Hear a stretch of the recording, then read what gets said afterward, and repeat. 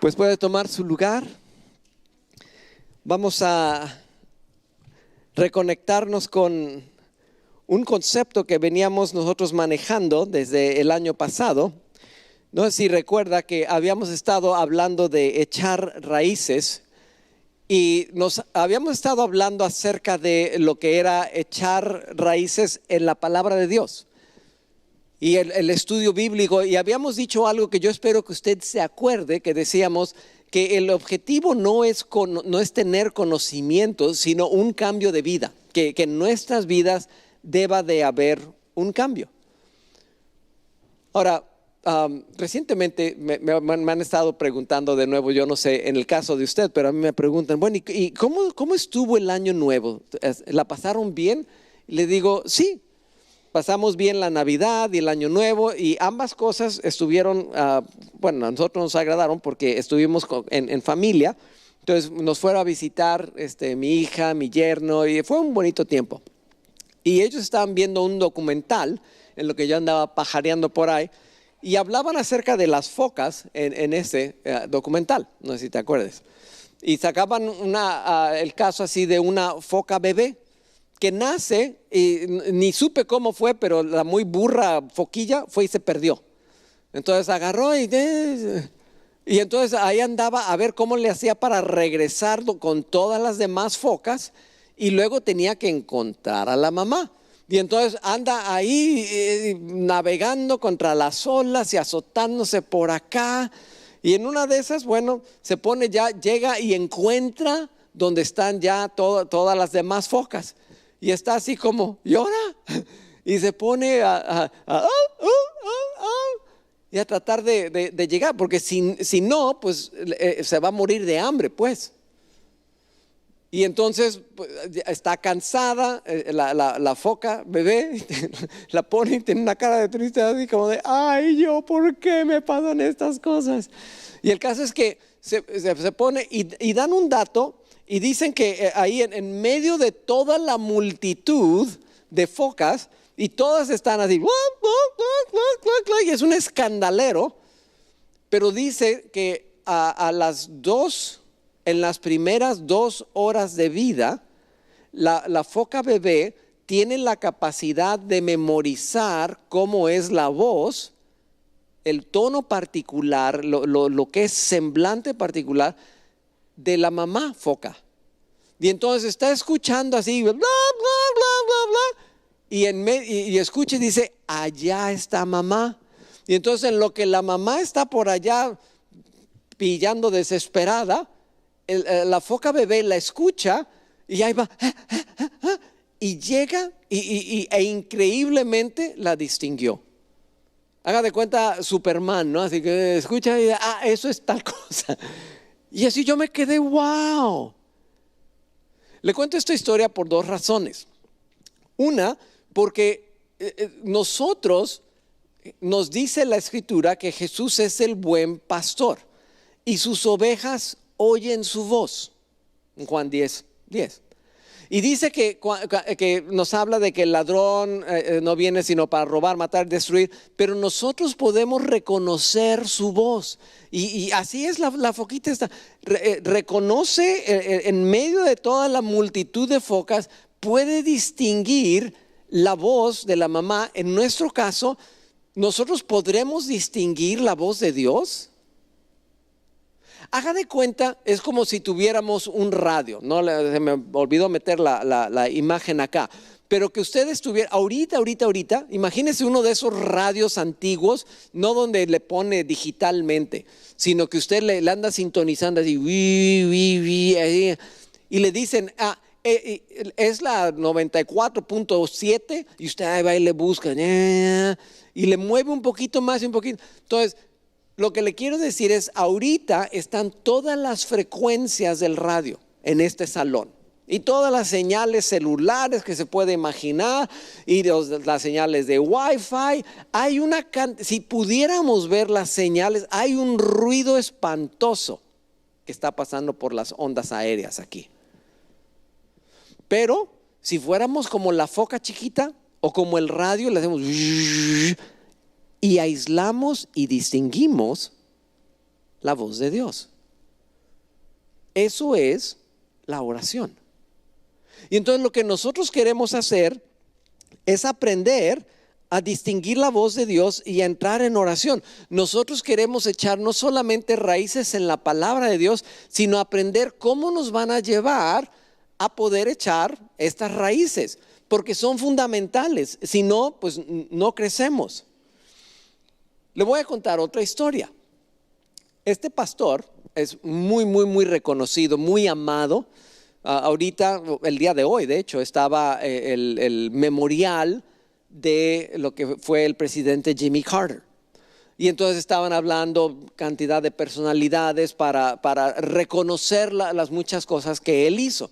En alguna ocasión, quizás usted estuvo aquí cuando hablábamos de la lombriz de Guinea, que cómo él ayudó a erradicar esa lombriz. Entonces fue un hombre que logró muchas cosas. Bueno, este pastor así recién falleció, puede ver ahí, falleció en el 2023. Y él ministraba últimamente en la ciudad de Nueva York, ahí en Manhattan, o sea, con gente muy acá, educada, adinerada, etcétera, etcétera. Entonces, es todo un teólogo el hombre, muy trascendente. Pero en uno de sus libros, él describe algo que a mí me dejó impactado. Está hablando del 2001. Note cuándo nació, 1950. 2001. Ya estamos hablando 51 años después, ya lleva tiempo de ser pastor. Y dice él que a esas alturas, su esposa contrajo una enfermedad o empezó a manifestar más bien los síntomas de una enfermedad de Crohn que le llaman, que no tiene caso que me ponga a tratar de explicar, pero es bastante severa. Y luego se dio lo de las Torres Gemelas de Nueva York y entonces todo el mundo entró en pánico. ¿Y ahora qué vamos a hacer? Porque él vivía en Nueva York. Y luego le detectaron cáncer de la tiroides en ese lapso de tiempo. Y dice él que se reunió con su esposa y platicando le dice a su esposa, no la vamos a librar a menos que le entremos en serio a la oración. Y dice que a ese entonces, ya a los 51 años de edad, entró en un crecimiento en el área de la oración, porque si no, no la vamos a librar. Y dice que hicieron un pacto, él y su esposa, la esposa se lo pidió y él dijo, está bien, que no iban a dejar de pasar una sola noche sin que oraran juntos, porque si no, no la iban a librar. Es como decir, él cuenta esa historia, dice que le dijo a su esposa, mira, es como si nos dijeran, si tú te tomas esta pastilla, te vas a sanar de lo que tengas. Pero si alguna noche, con una noche que se te olvide, te vas a morir. Dice, ¿usted se la tomaría? Pues sí. Y entonces dice ella, pues, tú y yo vamos a orar juntos. Y entonces dice que él empezó en un recorrido de oración y menciona a él que a él en particular este verso le explotó en los ojos, porque dice 1 Pedro 1:8, ustedes aman a Jesucristo a pesar de que nunca lo han visto. Aunque ahora no lo ven, confían en Él y se gozan con una alegría gloriosa e indescriptible. De nuevo, confían en Él y se gozan con una alegría gloriosa e indescriptible. Es decir, hay un deleite por la salvación, por la cercanía, por la intimidad, por el acceso a Dios. Pero la gran pregunta aquí que él dice, bueno, ¿y a quién se refiere ustedes? Porque los que están teniendo ese gran deleite, esa oportunidad de gozo con una alegría gloriosa e indescriptible, ¿quiénes son esas personas? Y dice, bueno, no está hablando Pedro aquí a los ministros, no está hablando a los pastores, él está hablando a cada uno de nosotros que estamos leyendo la epístola. a los que él escribió, pero a nosotros que le estamos leyendo es: ustedes aman a Jesucristo a pesar de que nunca lo han visto. Ustedes, que diríamos en México, nosotros los nacos, o sea, los que no somos los grandes, nosotros cualesquiera, aunque ahora no lo vemos, confiamos en Él y nos gozamos con una alegría gloriosa e indescriptible.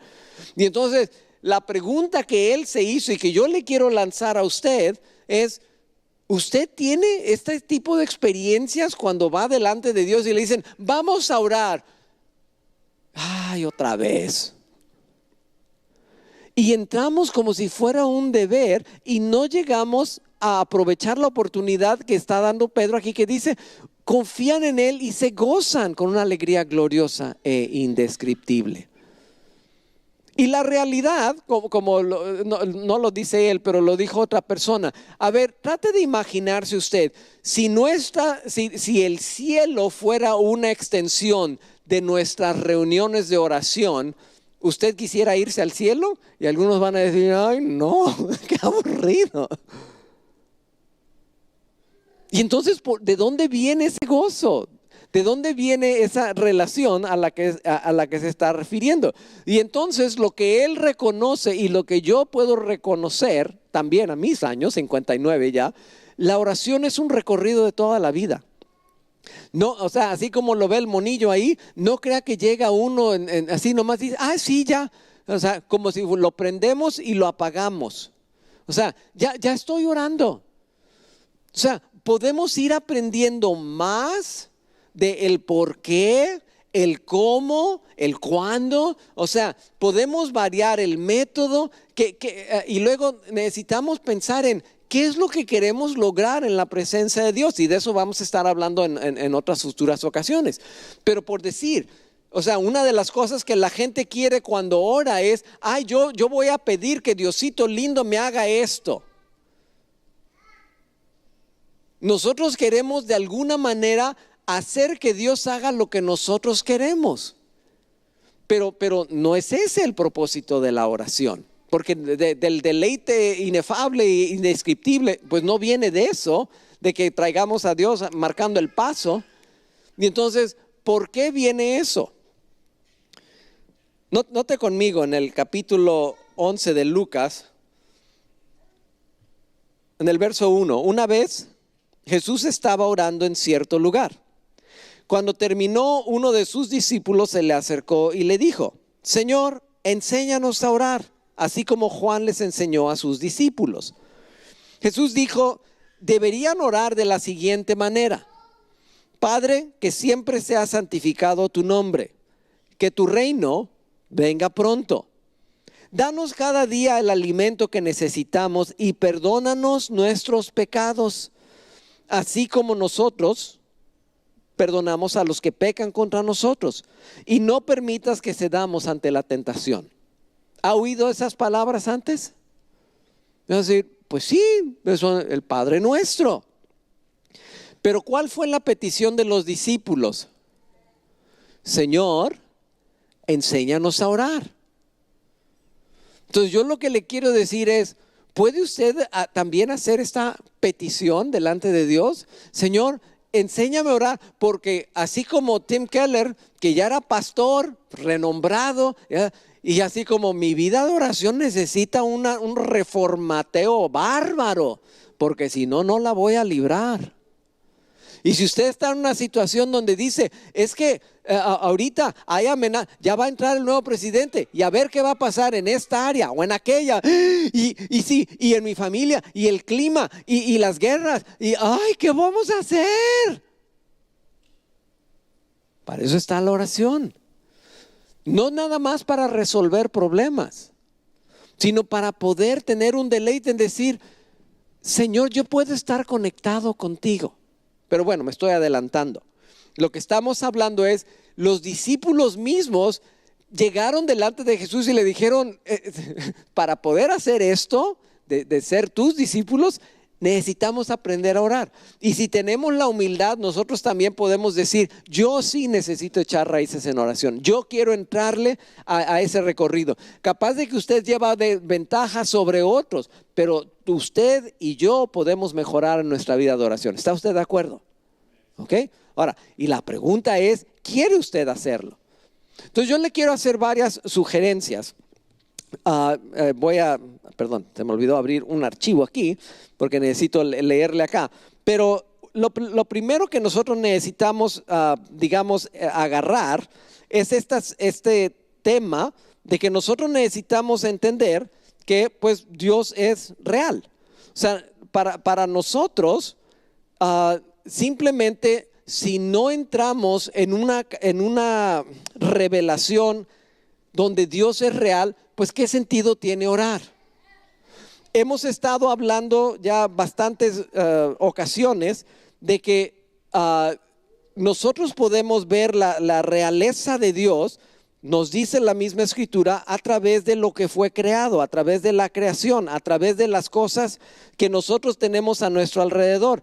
Eso es lo que Dios está esperando, que nosotros digamos, yo no estoy nada más cumpliendo con un hábito religioso o un mandato. Ay, es que me van a preguntar otra vez si oré. Aquí el objetivo es, ¿quiero yo mejorar mi relación con Dios? Lo primero que necesitamos es una convicción de que Dios es real.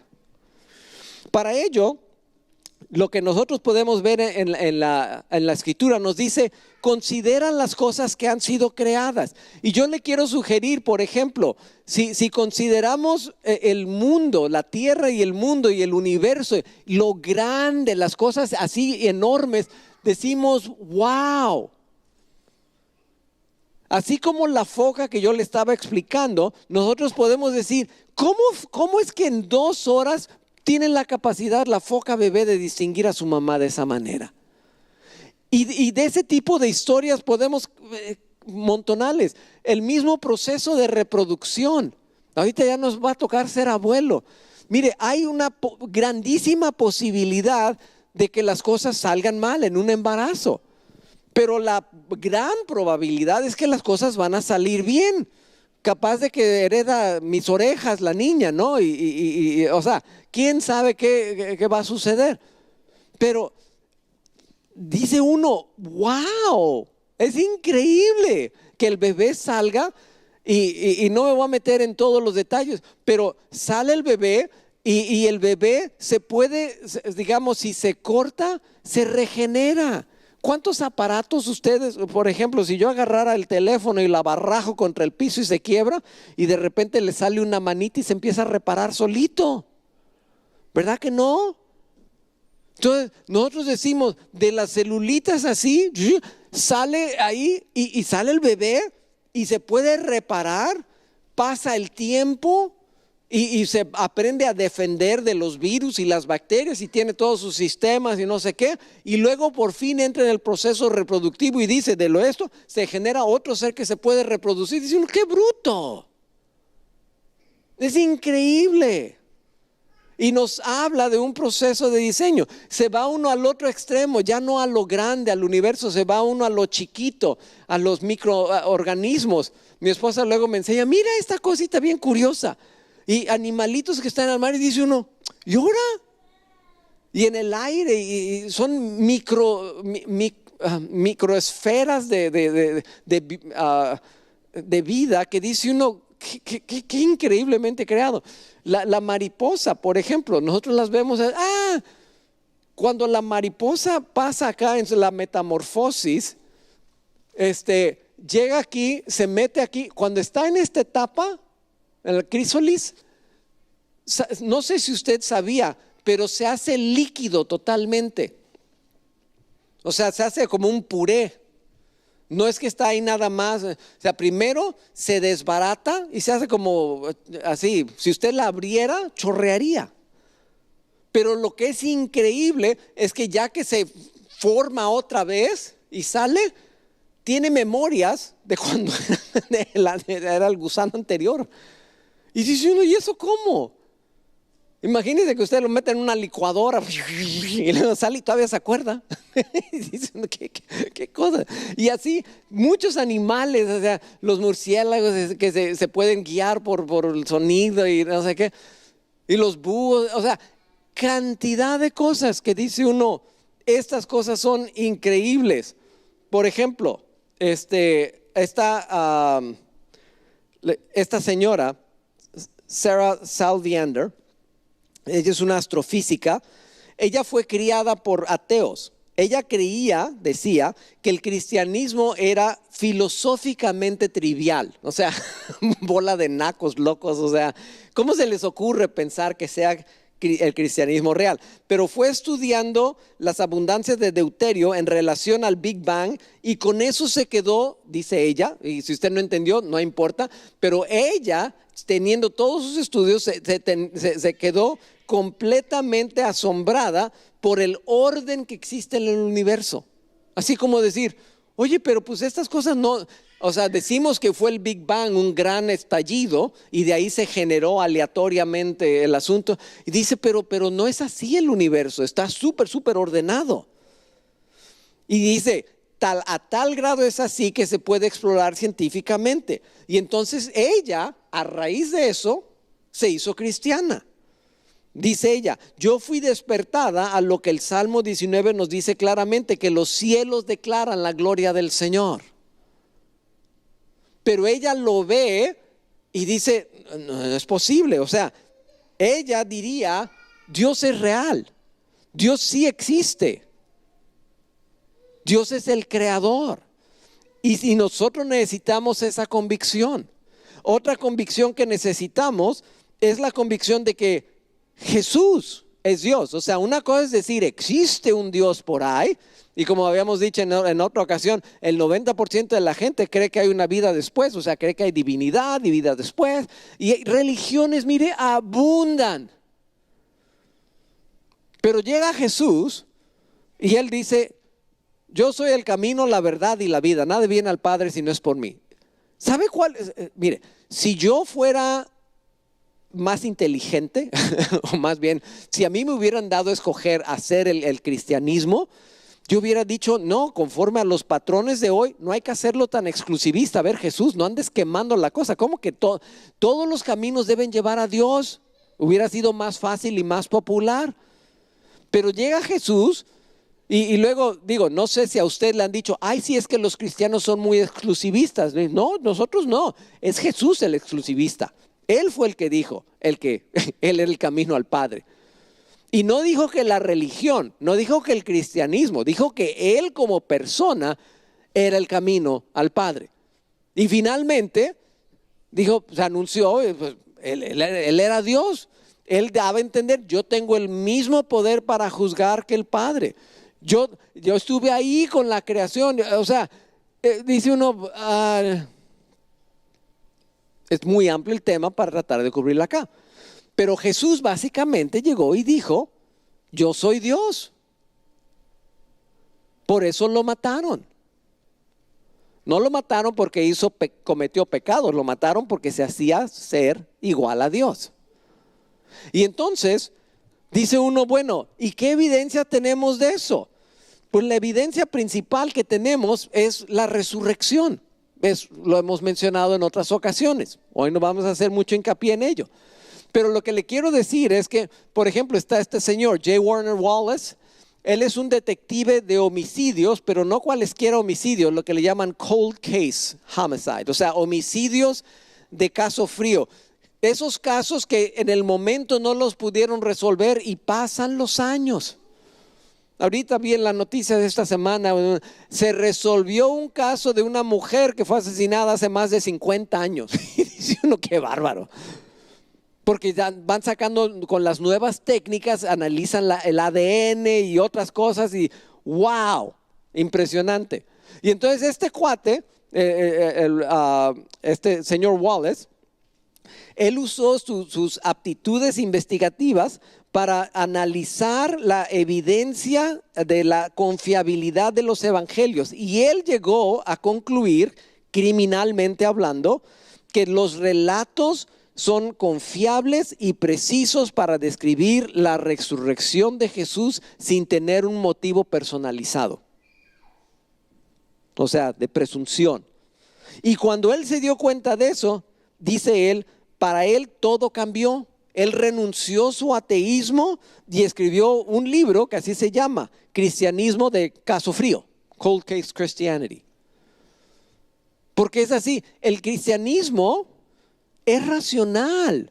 Si uno se pone a analizarlo, dice uno, eso que decimos que la resurrección, pues ay, ¿a poco eso? ¿A poco tú crees en la resurrección? La respuesta es sí. Tiene su evidencia racional. Y si nosotros no creemos en la resurrección, es muy difícil orar. Lo otro que necesitamos creer es que la Biblia es la palabra de Dios. Es nuestra guía para orar, para acercarnos a Dios. Y entonces dice uno, ay, ¿a poco de veras la Biblia? Pero si hay cantidad de libros religiosos y hay cantidad de gente que la ha criticado y tratado de destruir y todo el rollo. A mí me encanta este señor, yo lo conocí personalmente, de hecho viajé con él, grabamos algunos videos en español juntos, etcétera. Están ahí en YouTube, le daban cafecito con Josh, una cosa así. Y porque él quería dejar un legado para gente hispana. Y pues él igual, él era ateo. Estaba en la universidad, se hartó de los cristianos porque les dije, mira que el Señor Jesús. Y entonces él lo que dijo es, yo voy a comprobar que la Biblia es falsa. Y se fue y metió y era muy inteligente, hizo investigación y todo. Y lejos de, hizo toda la investigación, pero lejos de comprobar que era falsa, comprobó que era cierta. Y se hizo cristiano, creyente. Y escribió un libro que ya voy leyendo quién sabe qué versión, y ahora ya hasta colabora su hijo, Sean, que también le ayuda. Mire, me marean el pobre libro, porque habla y que de los periodos de arqueología y todo lo que es no solo la arqueología, sino los procesos científicos en la literatura de ese entonces, así como yo digo, ay Dios mío. Es impresionante. Y no quiero decir que todo queda así súper, sí, no hay, toda la evidencia demuestra pero los argumentos que van en contra del cristianismo, es decir, no quitan la posibilidad de que las cosas que dice la Biblia fueron ciertas, y se va descubriendo con el paso del tiempo que que lo que antes decían que no era posible, resulta que sí es posible. Y entonces ellos van hasta donde va la cosa. Es decir, nosotros con el conocimiento que tenemos hoy podemos decir todo esto. Entonces estas tres cosas yo le quiero sugerir que usted necesita tenerlas bien convictas. Dios es real, Jesús es Dios y la Biblia es la palabra de Dios. Ahora, estamos hablando de la oración, no de apologética, que la apologética se dedica a estudiar si todas estas cosas que le acabo de mencionar. Pero vamos a tomar el caso de una persona que se llama Job. Ahora, ¿cuántos han oído hablar de Job en la Biblia? A ver, levante su mano si usted ha oído hablar de Job. Ok. Levante su mano si ha leído el libro de Job. Ok. Ok. Ahora, le voy a decir algo, y este no es un estudio del libro de Job, estamos simplemente analizando algunos elementos del libro de Job. Pero lo que quizás usted no sepa es que después de Noé, que está escrito en el libro de Génesis hasta el capítulo 11, de ahí viene Job. Si nosotros vamos en orden cronológico, antes de Abraham, que aparece en el capítulo 12, estaba Job. Job describe eventos muchísimos, así miles de años atrás, ¿no? Y entonces cuando nosotros vemos a Job, para ese entonces no había nada. O sea, Abraham no tenía la Biblia, el Antiguo Testamento, menos Job. Entonces, él desarrolló su relación con Dios de una manera, digamos, arcaica. yo le he estado tratando de animar a que usted vea la Biblia como la palabra de Dios. Y que se ponga a leerla y estudiarla y considere que es una fuente de crecimiento. Y si no ha empezado, le hemos estado insistiendo, hay maneras de empezar. Toda la serie que hicimos el fin de año pasado, hasta el mes de noviembre, antes de Navidad. Pero Job no tenía nada de eso. Y entonces lo que quiero decir de Job es que él empezó en su situación y nos habla, describe el capítulo 1, que llega Satanás y pide poder zarandear a Job. Y le va en feria a Job. Pierde a sus hijos, pierde sus bienes, ahí ve cómo las casas están todas dadas al catre, pierde sus ganados y luego se enferma. Y la esposa le dice, ya, maldice a Dios y muérete.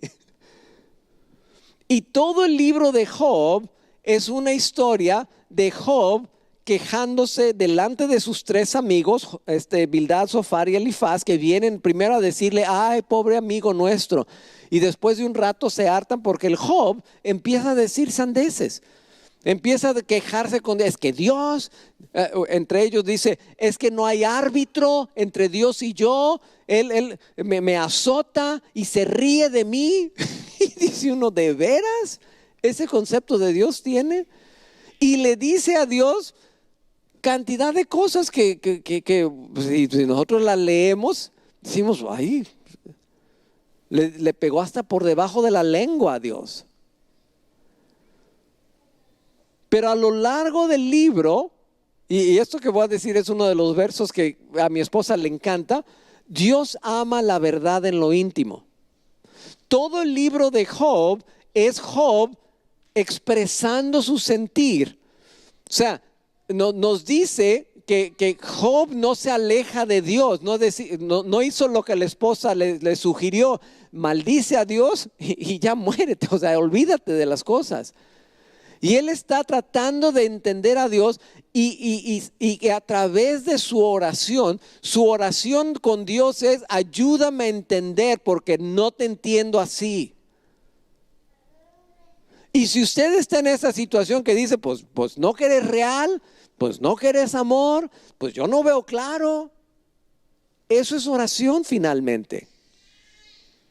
No es la mejor oración, pero es oración. Job no tenía nada de lo que nosotros tenemos de la Biblia para poder guiarle a conocer a Dios. Entonces, en el caso de Job, nosotros llegamos aquí hasta el capítulo 38, después de que hablaron sus tres amigos y después de que habla Eliú, un joven, que regaña a los viejitos y les dice, no, ¿cómo voy a creer? Por fin Job, en el capítulo 38, dice, entonces el Señor respondió a Job desde el torbellino y Dios empieza a hablar directamente. Y le empieza a hablar de cosas como así, del estilo de lo que le estaba tratando yo de decir a usted. Y le habla del caballo, y le habla del avestruz, y le habla de las arenas en las orillas de las costas del mar, y le habla de muchas cosas. Y le está tratando de comunicar a Job, yo hice esto, ¿y tú qué? Y Job se queda así como, pero. Y en medio de toda su conversación, dice que por fin Job respondió al Señor, no soy nada. ¿Cómo podría yo encontrar las respuestas? Me taparé la boca con la mano, ya hablé demasiado, no tengo nada más que decir. Tú preguntaste, ¿quién es este que pone en duda mi sabiduría con tanta ignorancia? Soy yo. Y hablaba de cosas sobre las que no sabía nada, cosas demasiado maravillosas para mí. Está hablando con Dios, es oración, es tratar de entender a Dios. Y Job entra en una situación de deleite. Dice el verso 4, tú dijiste, escucha y yo hablaré. Tengo algunas preguntas para ti y tendrás que contestarlas. Hasta ahora solo había oído de ti, pero ahora te he visto con mis propios ojos. Me retracto de todo lo que dije y me siento en polvo y ceniza en señal de arrepentimiento. Entonces yo lo que le quiero preguntar es esto. ¿Es posible que un ser humano llegue a amar a Dios y a tener contentamiento a pesar de las circunstancias? Esa es la pregunta que el primer capítulo de Job nos plantea. Porque está Satanás ahí instigando ahí a las fechorías. Y entonces Satanás está postulándole esta pregunta. ¿Es posible que un ser humano llegue a amar a Dios y a tener contentamiento a pesar de las circunstancias? Para cuando llegamos al final del libro, ¿sabe cuál es la respuesta? Sí. Siempre y cuando esa persona tenga una vida de oración. Porque si no, se lo va a llevar el tren. Si usted siente que están las cosas así complicadas, yo lo que quiero decir es, como Tim Keller y su esposa, no la vamos a librar. Como Job, no la vamos a librar. Necesito desarrollar una vida de oración y reconozco que va a ser largo y reconozco que tengo un historial y de intentos y todo, pero si no la hago, no la voy a librar. Esto no es para cumplir, esto es porque yo, mi ser, mi vida lo necesita.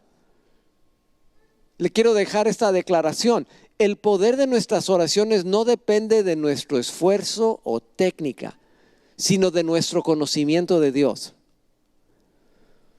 A la medida que usted como Job así se puso al tú por tú con Dios y Dios le fue manifestando, es que yo no soy así como dices, Job, yo soy asá. Y entonces Job fue conociendo a Dios y entonces su oración cobró poder porque fue conociendo a Dios.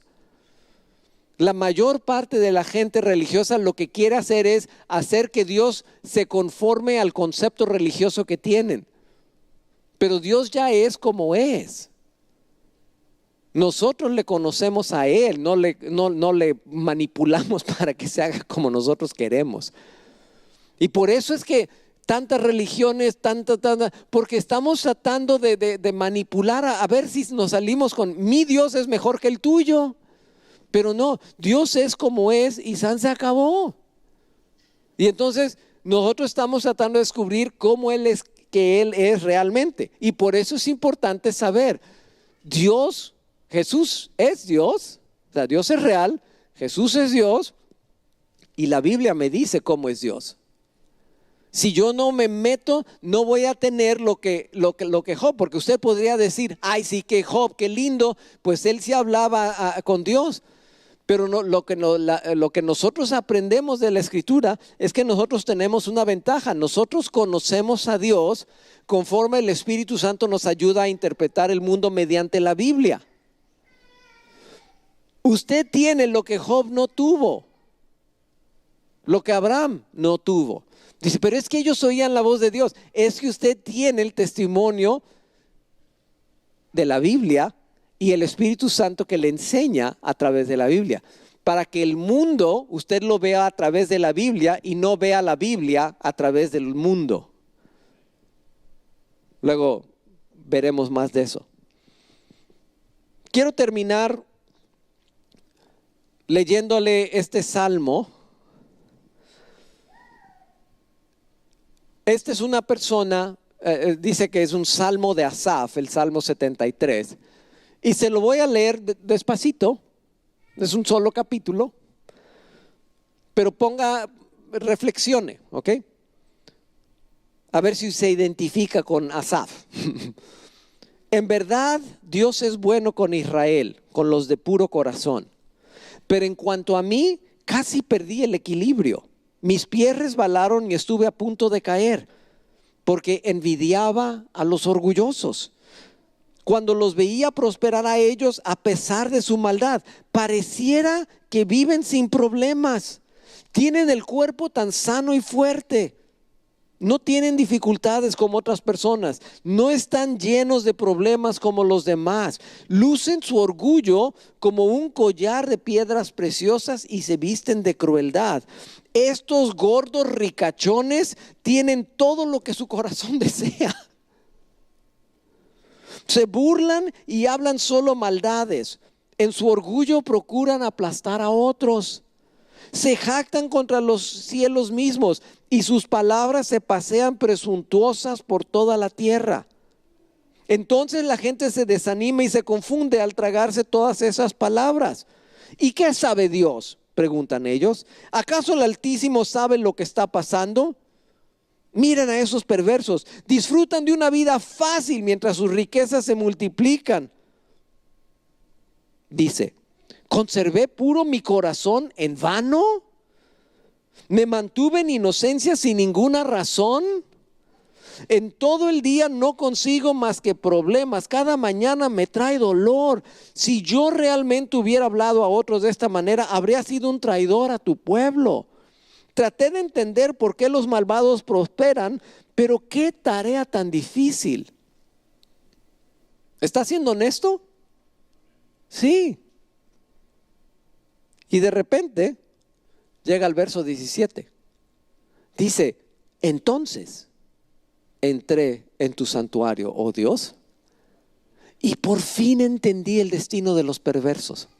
Hasta este momento estaba atarantado y veía a los demás y dice, pero estos gordos ricachones, como cachetes de gato bodeguero, diríamos. O sea, a ellos les va bien y yo que yo vengo y oro y leo la Biblia y me congrego y me está yendo mal. Dice, pero entré en el santuario y por fin entendí. Y en verdad los pones en un camino resbaladizo y haces que se deslicen por el precipicio hacia su ruina. Al instante quedan destruidos, totalmente consumidos por los terrores. Cuando te levantes, oh Señor, te reirás de sus tontas ideas como uno se ríe por la mañana de lo que soñó en la noche.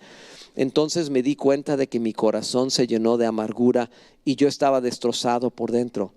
Fui tan necio e ignorante. Debo haberte parecido un animal sin entendimiento. Este es uno de mis versos favoritos de la Biblia por lo cómico que es. Dice en otra versión, era como una bestia delante de ti. Dígale a la persona a su lado, eres medio bestia.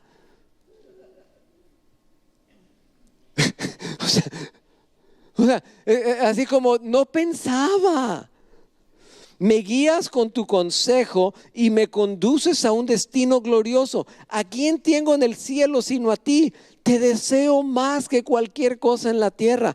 Puede fallarme la salud y debilitarse mi espíritu, pero Dios sigue siendo la fuerza de mi corazón. Él es mío para siempre. ¿Dónde estuvo el cambio? ¿Dónde estuvo el cambio?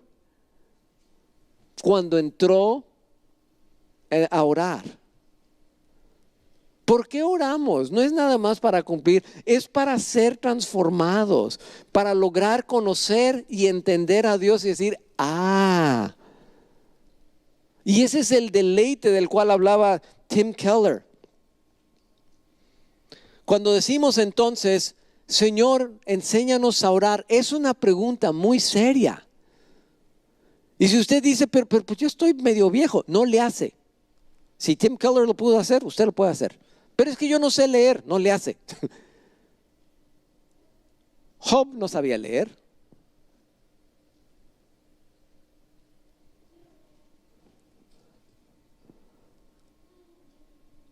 Último comentario.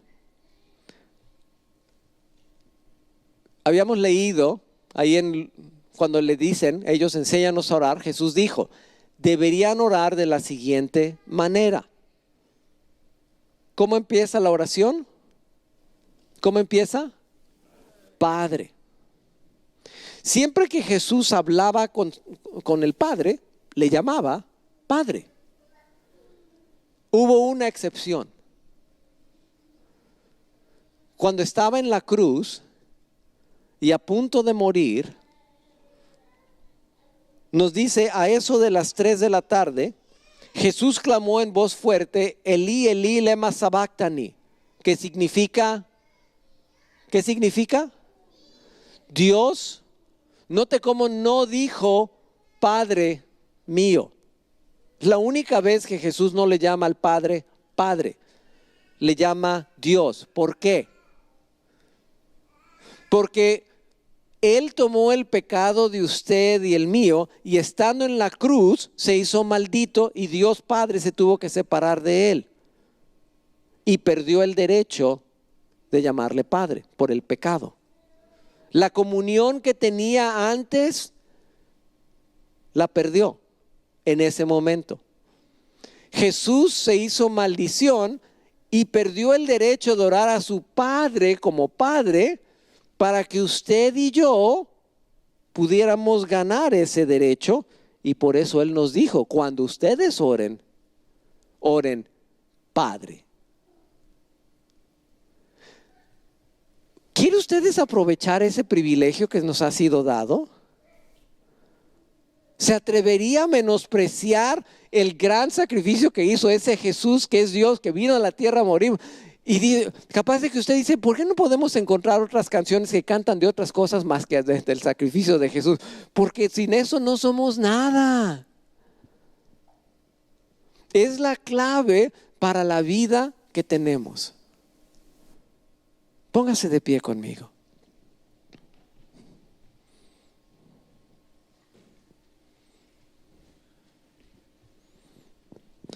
Vamos a terminar cantando, reflexionando por dónde nos ha llevado Dios y decir, Señor, o sea, es un tipo de propuesta que se tiene que hacer. Si quiere una propuesta de año nuevo, yo le quiero sugerir, haga que este año sea el año en el cual usted va a radicalmente cambiar su vida de oración.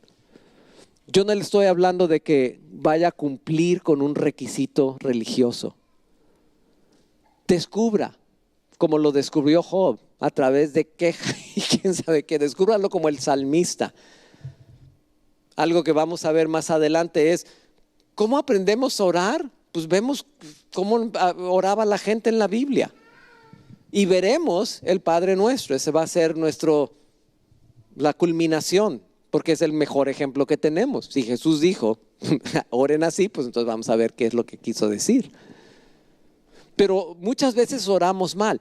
Pero la realidad es que lo primero que quería Jesús que aprendiéramos era, ahora podemos, si usted ha aceptado el sacrificio de Jesús, ya tiene un Padre. Sus pecados le fueron perdonados. Y cambia el panorama totalmente.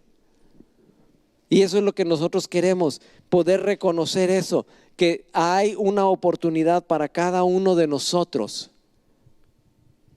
Empieza esta canción, dice, mi alma estaba rota y herida. Así estamos nosotros, pero vamos a cambiar todo eso.